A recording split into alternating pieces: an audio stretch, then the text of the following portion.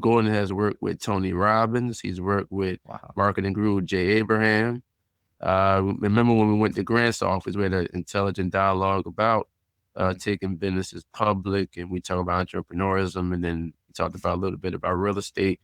So Gordon has worked with a lot of successful entrepreneurs all over the world, and we're still working with phenomenal people as I generally speak today. So Gordon, we covered a lot of ground tonight in regards to taking businesses public. What's the true definition of a true entrepreneur? Is a person that's taking a vision, they leveraging the vision with other people, but remember they have to be on the same page to make that vision real. And I'm kind of speechless right now because I'm so used to you delivering this type of value to me on a regular basis and during conference calls. And we're still doing conference calls to close big transactions, and we have big transactions in the works. Can you explain to the audience in your own influential way, what was the most important day of your life when you experienced financial freedom? Well, that's kind of a good question. I almost have to think about that for a while. Um, what was the most financial freedom? Um, Probably you're gonna laugh at this. It was probably the right after my first divorce. Wow. Wow. True But financial freedom. So, geez, it's like whoa. Anyway, but to really try to bring it down to what creates this incredible feeling of financial freedom. I really feel that I was born with it, a sense of financial freedom, to the point where it occurred to me very early in life I was never going to work for anybody.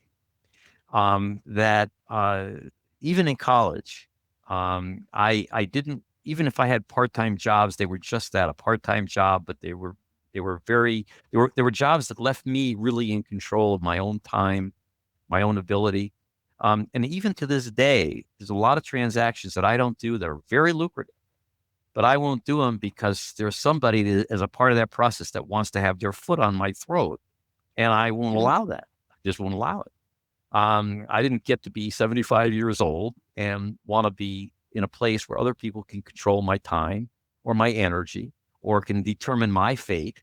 I wanted to be, it was more important for me to determine my own fate, good, bad, or ugly, than it was to have somebody else control my fate. And I think that most people who are entrepreneurial have that gene in them somewhere. And it's part of what um, uh, enables them or drives them to take risk over mediocre certainty. And I think that if a person looks into that mirror deep and hard, and they're saying to themselves, I can't give up my secure paycheck, they shouldn't be an entrepreneur. They shouldn't even contemplate. If they're saying to themselves, nothing is more important to me, I would rather live half naked on a desert island and be in control of my own time than to be in a park house, in a Park Avenue penthouse, but with somebody else telling me what to do every minute of my day. Okay, that's the key. That's a big key as to whether or not you should be an entrepreneur or not. And to me, my whole life has been about I I I need I needed power from. I don't need power over. I don't want to have any. I don't seek control over other people. I just don't want anybody having power over me.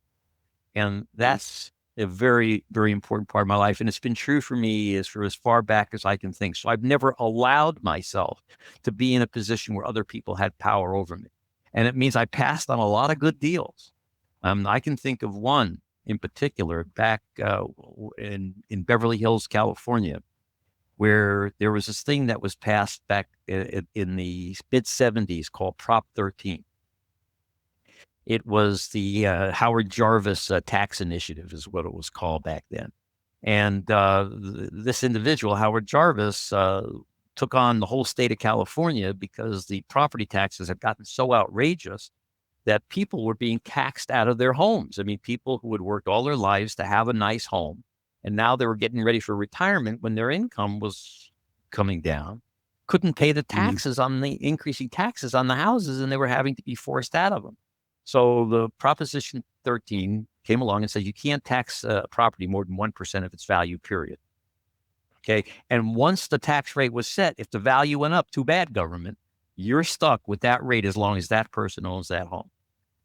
Now, the significance of that is that in Beverly Hills,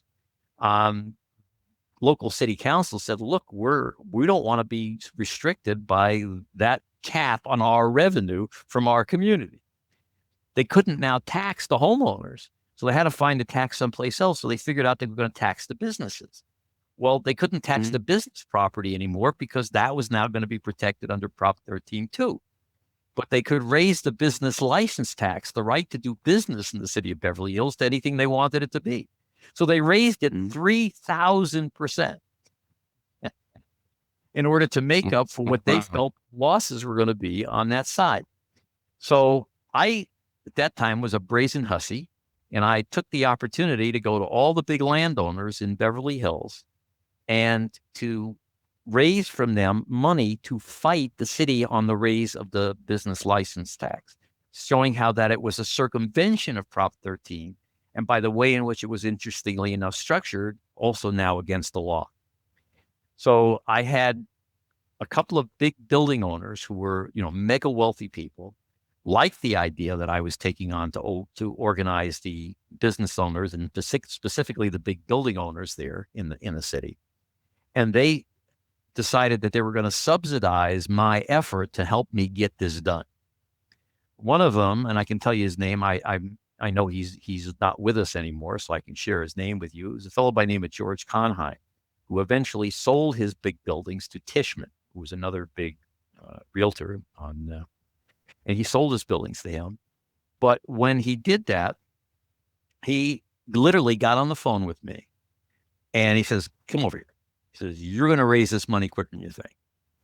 He picked up the phone and he called about 24 of the big building owners, in the Beverly Hills area. And he raised for me at the time $200,000 in an hour. Now, $200,000, today's dollars, doesn't sound like all that much, but in 1975, that was like raising $5 million today. Okay, if you put it in, dollar for dollar after inflation. Okay, so imagine this guy sits down on the phone, he raises $5 million, okay, in a couple hours, right? All right, so he helped to pull all that together for me, and that was a big deal for me back then because now he sent me around as the errand boy to go to all these wealthy building owners and go collect the money that they just promised to give us to go fight the city.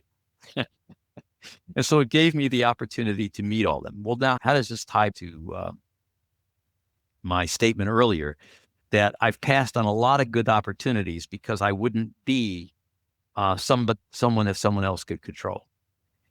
All right. He was helping me at the time and giving me an opportunity to go out and meet a lot of wealthy people under the best of circumstances. But that relationship moved on to where I'm now running this company that's in one of its functions is to fight the city of Beverly Hills. And he had a son-in-law that he felt he wanted to have a good job for that person. And he asked me to bring that guy on as my vice president so that his son-in-law could have a prestigious job at a business in the community. And I'm now in a position where I'm having to listen to him and take on things that I don't want to take on. So I told him no. Well, you don't tell a billionaire no. Okay, keep him as your friend. That's right. So, That's right. so he played it out for me to continue to fight the city. But as far as me ever doing anything with him in the future, it wasn't going to happen because I said no to him. And I knew when I said no to him that I was going to close that door.